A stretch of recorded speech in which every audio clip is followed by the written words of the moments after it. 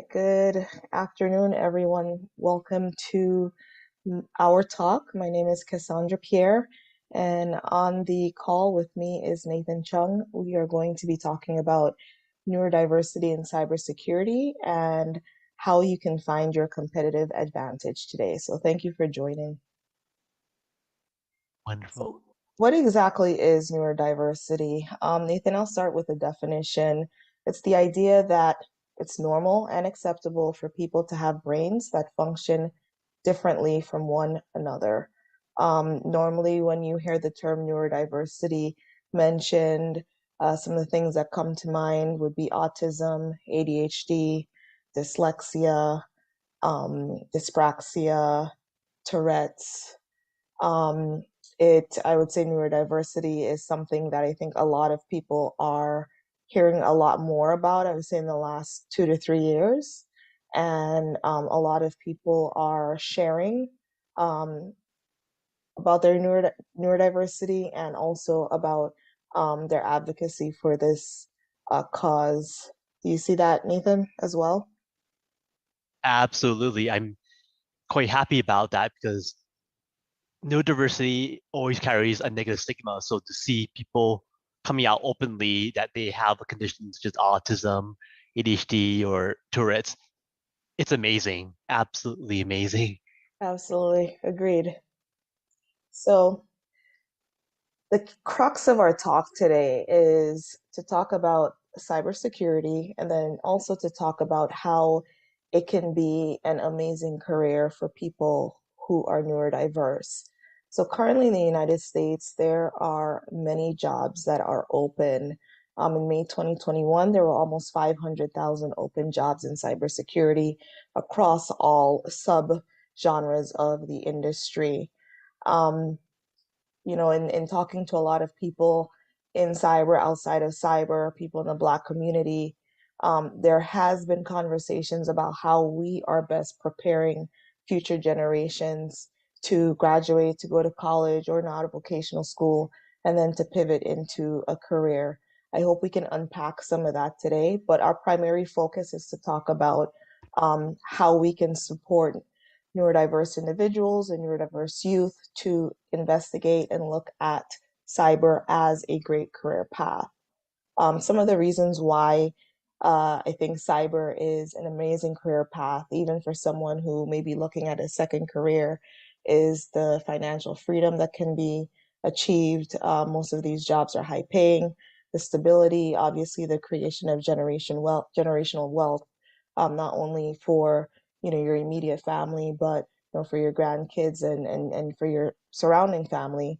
The career opportunities that come along with that, and also, it's a career where you are constantly learning new technology. So, intellectual stimulation, if that's something that interests you, cybersecurity would be a great fit. So, again, can it be an ideal career path for people of color? I believe so. I think, with organizations like BIC and other technology and cybersecurity organizations. Um, they're laying the foundation and the framework for a lot of people to upskill and to pivot. I think a lot of the support is there. If someone is interested in pivoting to cybersecurity, it's just a matter of hooking up with the right network of people who will support and encourage you. It's not an easy pivot, but it is possible if you set your mind to it and you're willing to do the work. Cybersecurity, I believe, it's a great career path um, for people of color. So again, benefits of cybersecurity. I would say one of the benefits that I've seen, I'm not yet working in the field, Nathan, but I would say also is that cybersecurity has a really good community, and lots of opportunities for people to come together to share knowledge and then also to share community. I think that's how we met, right? Absolutely. Met through WESIS Mhm. and we are both part of many other organizations that help doing what we can to help out. Very happy with that. Yeah, I've met some really great people and always willing to pitch in to help, to explain a concept if I didn't understand, to help me with interviews, so on and so forth. It's definitely a supportive community, and organizations like BIC makes it very, very easy to kind of get in and to see or to find out what your niche is. So here are the numbers of neurodiversity and cybersecurity. Nathan, I know this is something that we've been talking about for a very long time, right? Neurodiversity as, something that people talk about right now openly, but also are concerned about what is happening to our youth, specifically those who may be in special education, who have an IEP, so on and so forth. So we do know that autism in Black children has increased exponentially. Back when I worked in education, I can say that the support for students and for their parents really was not there, nor was the open-mindedness, I would say, that we see with neurodiversity as a whole. It was very stigmatized. Those students were um, frequently suspended from school or in timeout. They were often penalized instead of being provided with support. I think now we see a lot of parents becoming more educated around the difficulties that their children have, and they're being a better advocates for their children in school. Moving along with that is, the amount of Black adults that are now getting diagnosed, right, with ADHD later on in their lives and in their professional careers. Something that they've struggled with for a very long time, and only because this conversation is coming up, they're going and seeking a professional evaluation and a professional opinion. So I think that's a great thing because people can get the support that they need. And then, 3% of InfoSec jobs are made up by African Americans. I think that's a dismal number, considering the wide amount of open roles there are, the job recs that we see, companies are advertising, they have openings, why we as a people aren't able to connect to those openings and to land the job.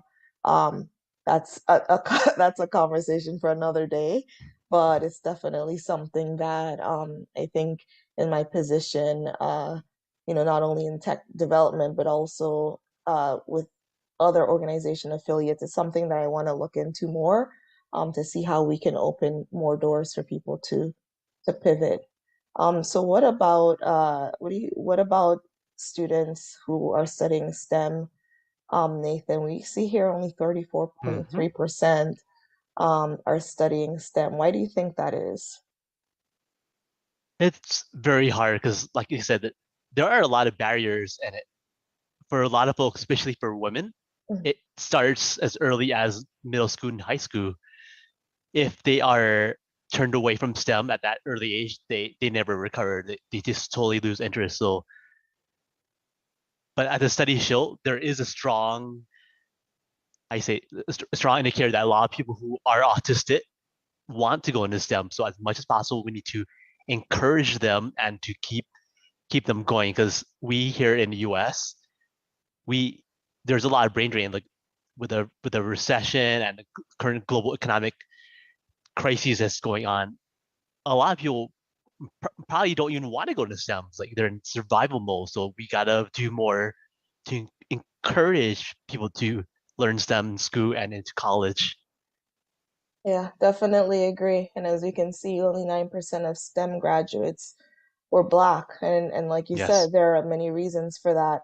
It could be lack of support at university level, lack of support in making the transition after graduation to a career, um, needing to maybe seek a career that has more stability or better benefits, right, to support a family, or to be able to connect to a salary that is isn't something that's going to scale up as they gain experience, but something that right out of the gate they'll be able to make a living wage. So we have a lot of work to do. I think when it comes to not only uh, neurodiverse African Americans, period, but also those who are interested in cyber and want to make a change. So this is something that comes up a lot, the pros of being a neurodivergent individual and the competitive advantages that come along with it. I'll talk about the first couple, Nathan, and then I'll let you get the bottom. Definitely attention to detail, being adept at research, having a high love for learning new things and to finding and for finding out new things, highly skilled with rote and mechanical tasks, being great at data entry, being great at looking at logs, being great at looking at research papers and whatnot. I think people who are neurodiverse come with a specific set of skills that make them highly, highly skilled and a great fit, not only for cyber roles, but for many roles. It's just a matter of finding the right job, the right support system. And we'll get into that a little bit later. You want to talk about the last four, Nathan? Sure, absolutely. And bound for they have a lot of people who are neurodivergent, they also have superior long-term memory recall. They can, for example, listen to uh like something. They can memorize specific dates and they can just spot on. They can just tell you exact date, exact numbers. Like wow. Mhm, They also have an affinity for logic, math, and pattern recognition. Tremendously useful for incident response, where you need to be able to identify potential hackers or nation state attackers as quickly as possible. mhm, Picture and out of the box thinkers. Sometimes to be really good security, you need to be able to think out of the box and think like a hacker, and especially for certain tasks like malware analysis or threat hunting, where you need to be able to think out of the box. Like what will what will the pen testers or hackers try to do? What would they do inside the system if they're getting? mhm, And lastly, most importantly, is innovation and creative problem solvers. Super reliable in especially in incident response, because in a crisis, a lot of people who are neurodivergent are they go into overdrive and mhm. they can solve their incidents a lot faster than other folks. Yeah, that's that hyper focus, right? That Hyper focus, that yes. uh that uh moment when you can essentially you fixate on a task until you can remedy it, and Yep. you get the desired outcome or solution that you want. Awesome. So I guess this is a point in the conversation where, for those of you who are listening or watching, after all that we've said, do you think that cyber could be the right career for you? Is this your first time hearing about cyber and the possibility of you making a pivot? Have you thought about it before? What do you think would make what about you do you think would make you an ideal candidate? What skill set do you currently have that could either be honed or developed? What are the soft skills that you have that are your competitive advantage? Um, how would someone, right, who traditionally, I would say, in a job or in a role or in another environment, who doesn't traditionally fit in, find their space or find their place in cyber? And then what skills do you have that set you apart and make you different from everyone else? And how can you highlight those to maximize your strengths? We're going to get into that. I'll share a little bit about myself. Like I said, I've been, I guess, cyber adjacent. That's the best way to put it. For the last 2.5 years or so, I had the privilege of working initially with BIC and being a part of their community, meeting some really great people there, leveraging their resources, getting on their Discord channel.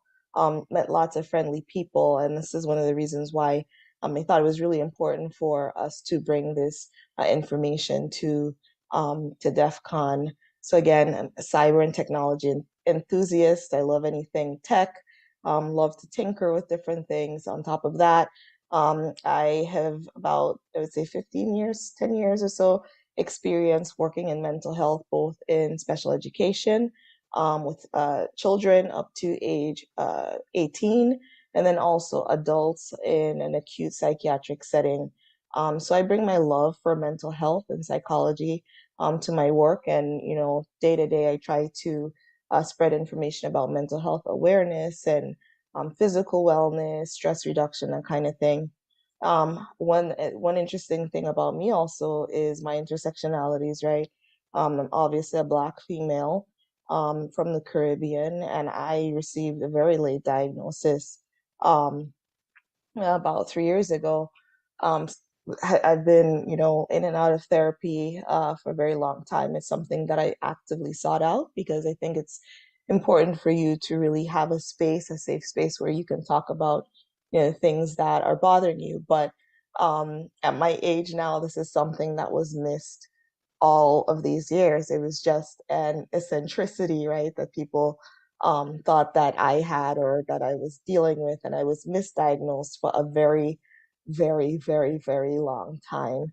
Um, Partially, I think, because of the lack of research that's out there for women, specifically Black women, and also because of, a lot of mental health practitioners are not of color. So it's very difficult to find someone who gets you and can help you, kind of figure out what's going on with you. So as a result of that, I've made it my mission right now to really reach out and to, one, share my story about what I go through as someone who is neurodivergent, dealing with, ADHD and spectrum issues, and really advocating for people who are younger than me, who are graduating, who are transitioning into college, trying to figure out what their career is, providing them with the support so they kind of don't have to go through a lot of the hardships that I did. And I think that's what really encourages me. And also, finally, I'm also the president and one of the founders of the WESIS Neurodiversity affiliate. We just started a couple months ago. We have a lot of great things coming. Um, but this is just one of the things that I think Nathan and I have been plotting about for the last couple of months, to really solidify and to start to create a place where people like us can be safe, can find information, and also explore a career in cybersecurity.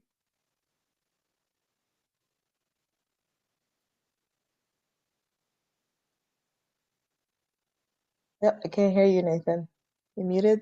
Oh, sorry. There you go. So similar to Cassandra, so I have autism ADHD, and I'm also late diagnosed. I just got diagnosed in 2021. I've been working in cybersecurity and IT for more than 20 plus years. I'm also host of the Neurosec podcast. I'm advisor to and former leader of the WESIS Neurodiversity affiliate, and I'm happy of all the work me, Cassandra, and others are doing. Yeah, next slide. Awesome. And here are some amazing women in cybersecurity who are openly neurodivergent. Tia Hopkins, she's a CTO and adjunct professor and multi-award winner. Stephanie I, she's a security engineer, and Samantha Noamani, she's a cybersecurity intern. Next slide. Awesome. And here's something which a lot of people don't realize. We are living through a lot of history of amazing uh, black black people, amazing people of color throughout our history. One example, Tom Wiggins. He's a blind musician. He was a blind musician. He's said to be the highest paid pianist of the 19th century. Mark Twain once said that his skills surpassed Mozart. Brianna Clark, Olympian, she set multiple world records in track and field. Lauren Rochelle Fernandez, she is the founder of Mascot, working to educate and destigmatize neurodiversity and mental health. Avery Amr, TikTok influencer who talks about autism. He has 60,000 followers. Mm-hmm. Lamar Hardwick, he's an autism advocate, pastor, and author. Talia Grant, she's the first autistic actress on a mainstream British TV show.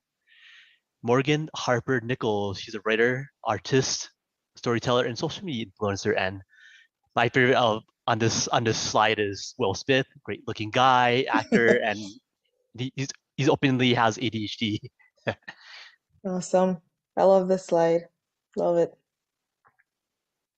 So, we're going to make a quick pivot to talking about neurodiversity in the workplace and some of the tips, tricks, and strategies that employers can implement to ensure that they are providing for a very smooth and inclusive recruiting process for um, neurodiverse employees or new hires, and accommodations that they can create for them. Anything you want to start with this? Sure. So some recruitment best practices, it starts with the job description. It's important and critical to have inclusive language. I've just seen way too many job descriptions over the years that say something like "gotta be team player." Just words like that discourage people like me from applying. Number two, provide interview questions in advance. I had that in my last employer, and that made a huge difference. It took away my anxiety. It made the interview much easier. Number three, ask for or even allowing accommodations during interviews. Very critical.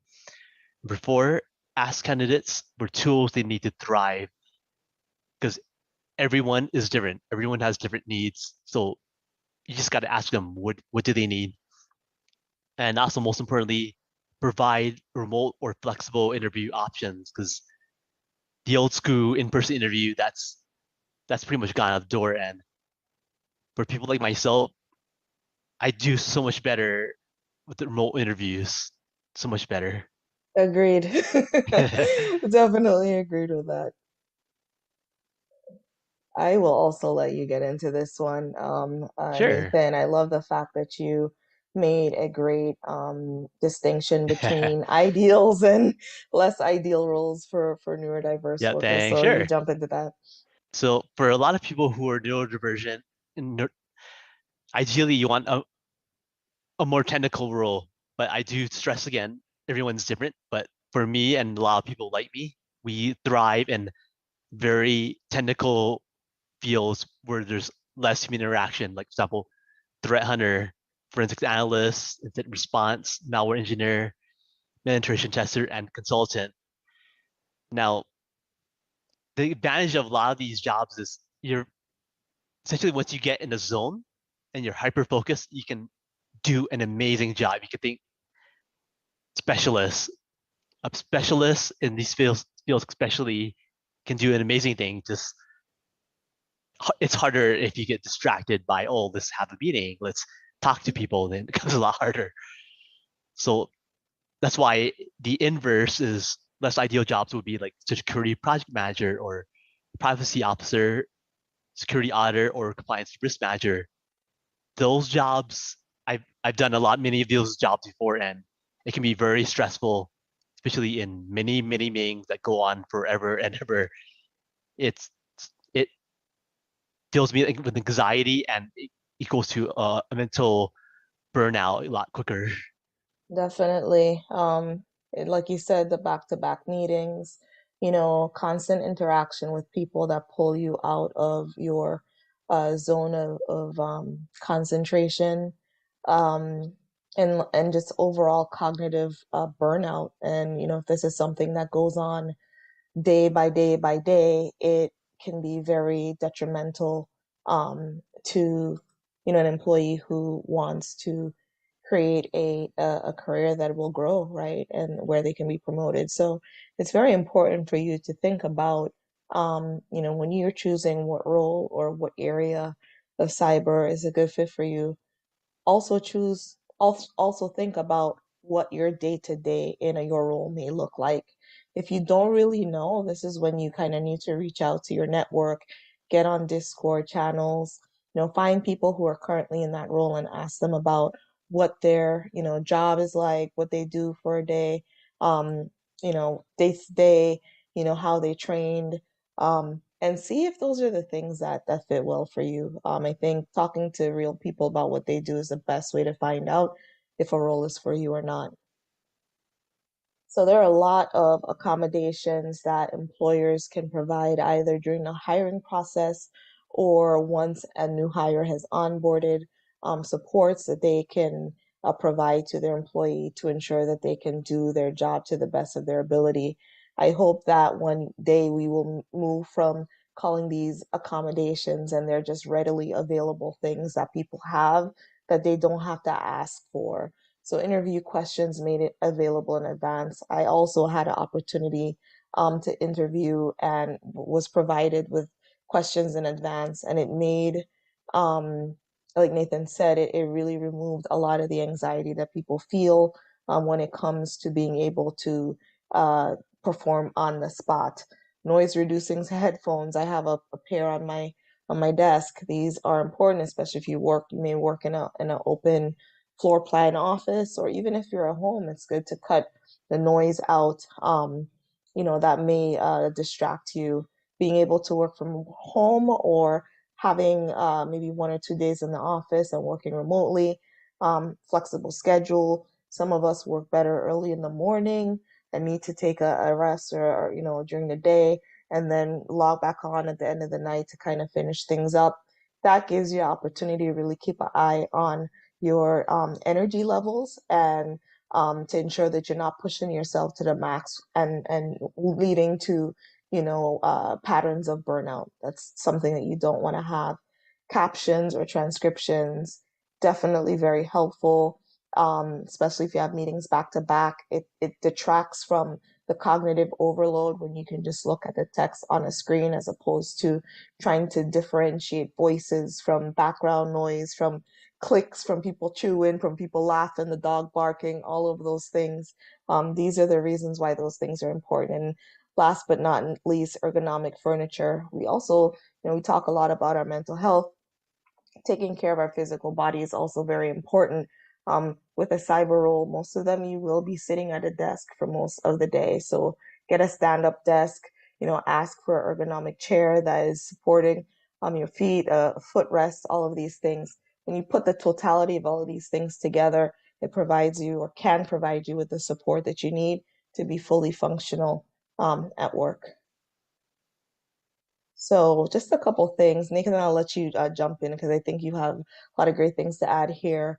When it comes to retention, I think a lot of times we don't really think about, the employees that don't really say much, right? And then when they leave, we want to know why they left. They were such a great worker. Why did they leave? I think a lot of times employers don't really try to implement a solution until people actually leave the job. So these are some of the things that employers can do starting today to ensure that they're creating a safe space for their employees. Listen, people are going to put themselves out there to share insights about things that can be improved. Listen to what they have to say. It may not mesh or go well, or maybe you do not want to hear what they have to say, but understand people are putting themselves on the line to share their feelings. Give them their accommodations. If they request, the fact that they would like a flexible schedule and it is a reasonable accommodation, it does not disrupt, work, provide that to them. You'll find that they become even more productive and even, better at doing their job, um, the job that they signed up for. Flexible career paths. A lot of us are multi-potentialate, meaning that we have multiple interests in many different areas, right? So we may get into a role. You see this a lot with people who have ADHD. They have a lot of interest and a lot of intellectual strength in many areas. Provide them with the opportunity to start new projects or, to work on a different engagement or to go on a tour of duty. These are the things that keep people engaged and interested in their work. You want to finish these up, Nathan? Sure. And to add to what you said about, especially about career path, a lot of businesses, they still have it, I would call it an old school mentality where you're automatically pushed into the manager slash executive ranks, Whereas a lot of people like me specifically, I have zero desire to be a manager because of all the social issues and the mental overload it brings. So ideally, you want to have a flexible career path. So, for example, if you don't want to be a manager, you can do should both have the choice to go an alternate path, just architect and not interact with as many people. Barrier, next, you want to reduce the barriers to productivity. You want to make your employees feel very comfortable to do their job. Next, incorporate DEI to corporate culture because at many organizations they try to add it like add something like put something temporary on top of your corporate culture. But ideally, these D&I initiatives around neurodiversity should be applied organization wide so that everyone feels welcome. Definitely. Next, address the stigma issues immediately because despite all the gains of neurodiversity, it is still, like a term, it gets a bad rap. People immediately if people see you as having like autism or ADHD, you get labeled, and sometimes then most more times than not, the label are like you're a problem, you're quirky, you're strange, and it's it's almost always negative. Hmm. So when this happens, this negative stigma, especially you need to be able to like essentially stomp it out and make people feel welcome. So the burden of this, especially on managers, like when you see stuff happen, speak up, take action, and most important of all, be an ally to your employee because a lot of people are going to be quiet. They're going to be quiet and just want to do their work. Don't wait for them to come to you. As a for managers, especially, reach out to your employees, ask them straight off, "How are you doing? What can I provide to you that can help you to thrive?" And that one question crosses many boundaries, not just no diverse employees, but men, women, people of color, various races, age, LGBTQ plus. That one question takes care of all of that. Just ask your employees, what do you need? Yeah, that's awesome. And is really needed. Building a rapport with your employees is so important, especially now with so much going on. So here are some tips for employees. If you're looking at maybe making a pivot into cyber, here's a couple things that you should keep in mind as you go down this path. So again, having some self-awareness, right? Thinking about what exactly you want and how you um, will get there. What is the path for you to get to your end goal? What's the ideal role that you want? Do you have the experience, the skills, the education, or even the ability to get the job? If you don't currently, find that job description on Indeed or Glassdoor or whatever. Take a look at what is required. What are the skills needed for you to, um, to be able to do the job and then work towards that. How do you work best? Virtually, in person, hybrid? Personally, I work best at home. I'm more productive at home. I can control my environment, do what works for you. Do you want to share about about being neurodivergent? Do you want to keep that to yourself? How much would you share? Who do you share it with? Your manager, HR, whoever. This is something that you need to know. If you need specific accommodations, write those down, think about them, do some research so you know what to ask for. What do you need, and how will it be able to support you to do your job better? Who's on your team? I think it's very important for everyone to have a mentor who can provide them with the technical information about the job that they're in, a coach who will help you to plot out your career long term and to provide you with feedback on your performance and how you're doing and how you're growing as a person and as a professional. And then also a counselor, your therapist, your psychiatrist.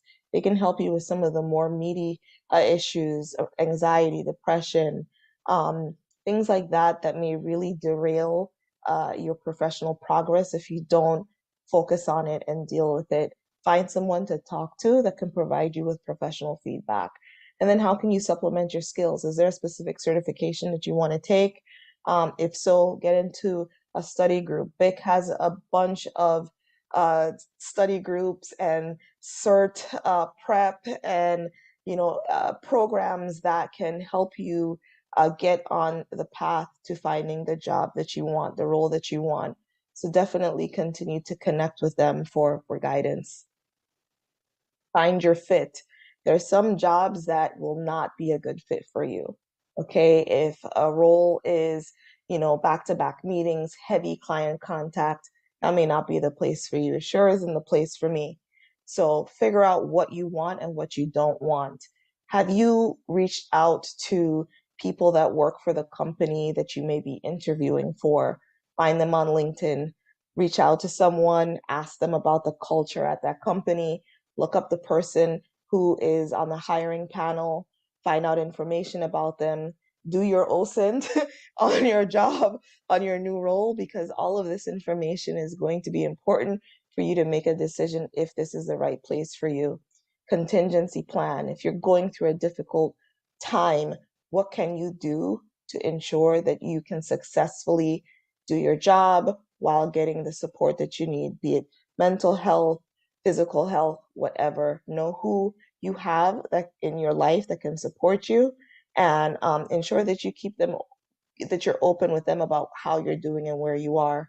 I find for interviews, something that I do is research interview questions for the specific role, and then I do a lot of practice. I usually rope my sisters into being my interview panel, and they interview me, ask me questions, that kind of thing.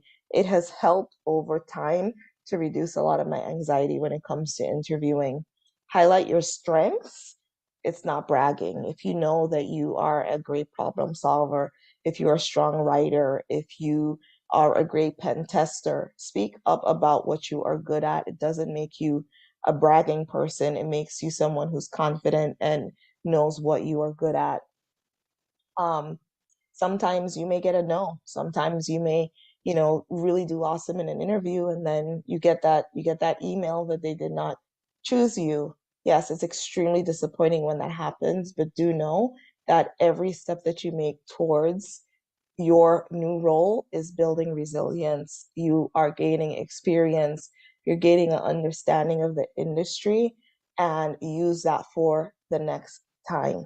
And lastly, find your support system. How can the people around you support you?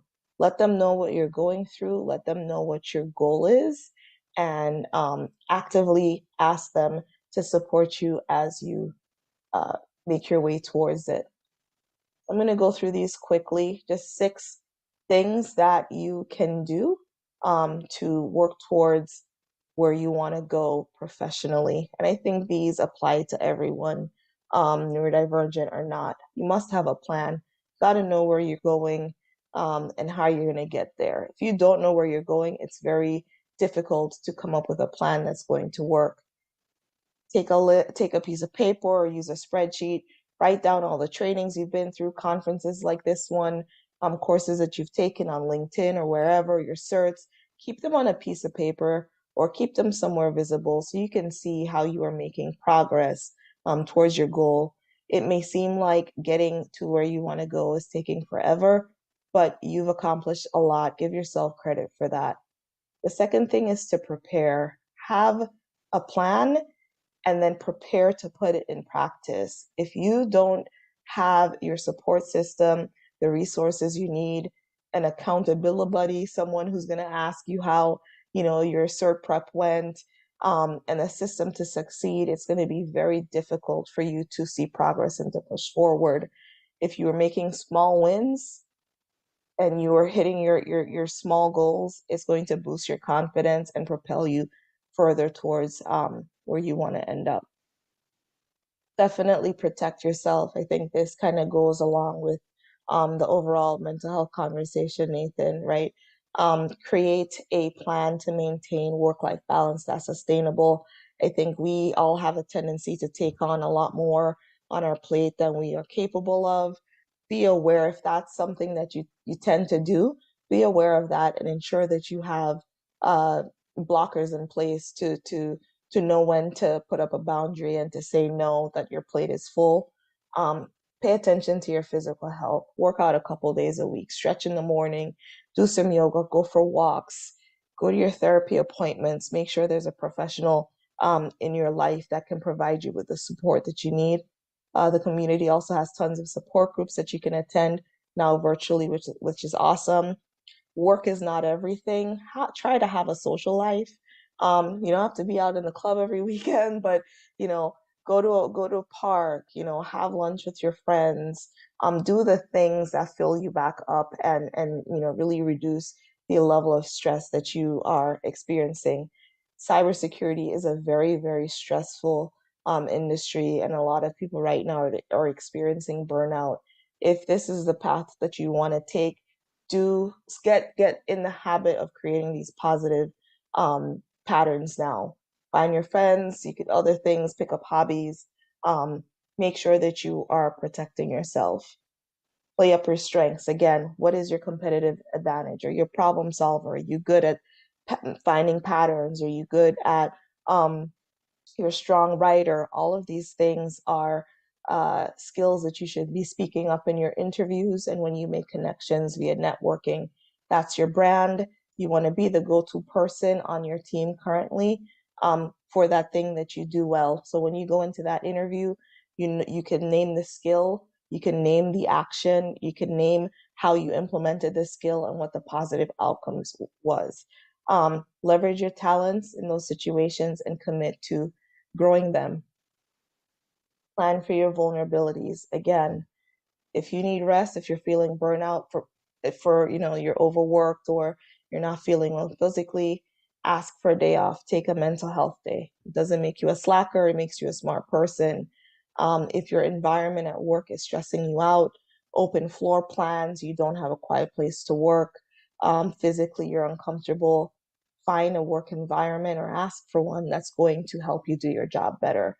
If you need support at work, to get your work done and to feel like you are bringing your best self to work every day. Speak to your manager if you're not, you really don't want to speak to that person. Reach out to HR, see what is available for you. Also, leverage your affinity network. So, disability groups. There are a lot. We have African American groups, Latino groups, whatever groups there are located at your job, reach out to them and ask around, find out what's available that you could tap into, that you could pull into to support you. And then lastly, persevere. I think a lot of us have gone through extreme hardship, um, especially if you were later diagnosed, right? Because you may have thought that there was something wrong with you. There wasn't anything wrong. It's just that you do things differently. Remember that, right? You process and think differently, and that's it. Okay. This looks very different for lots of different people. Find out what that means for you, find out what your thing is, and know how to apply yourself in a situation in order to be productive, and then keep it moving. Don't allow naysayers to get in your head or in your way. I think sometimes we get caught up on labels and we focus too much on those, hyper focus, Nathan. And, it puts us in a very bad headspace. So, really, write your goals down, keep it in a place where you can see them, keep studying, connect with people who are positive, reach out to folks who are either in your network, outside your network, in that job that you want to get. Ask them about themselves, ask them to mentor you, display your knowledge, start a blog, write on LinkedIn, become a content creator, talk about building a virtual lab. There are plenty of people who want to pivot into cyber that can use the knowledge that you already have. Join them, work on projects, give back, find someone to mentor. It's about that time of year where people are either going back to the school or they just recently graduated. Find someone who all has similar goals to you and mentor them or volunteer. And I've also found that the best way for me to integrate a new concept or to comprehend exactly what it is I need to learn is to teach someone else. I do my studying and then I share that information. If you can effectively teach someone a concept, that means it's stuck in your head. So definitely do that. Keep moving. And if you get a no, keep pushing forward because your yes is around the corner. It's coming. here are a few resources that we've compiled for you all that are very helpful. The first one, obviously, being the Neurosec podcast that Nate hosts. Hopefully, we're going to see lots, many more episodes of the podcast coming up. And then the second and the third are two amazing sites, Blacks in Cybersecurity. Thank you so much for this opportunity to be able to Yeah. share with you. Yep. Thank you. The BIC is doing an amazing thing in the community and is providing a well-needed place, safe space for people to learn, to network, to grow, and then to find and connect to great careers. So it's been a pleasure to be here and to share a little bit with you on this topic. Thank you, BIC, for having us. Yep. Thank you. And if you need to reach out to us, you definitely can find Nathan and I on LinkedIn. We will be able to share our information with BIC and LinkedIn, Neurosec Podcast, WeSys, BIC.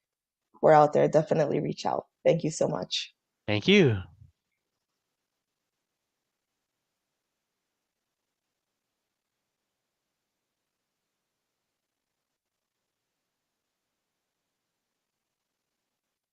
So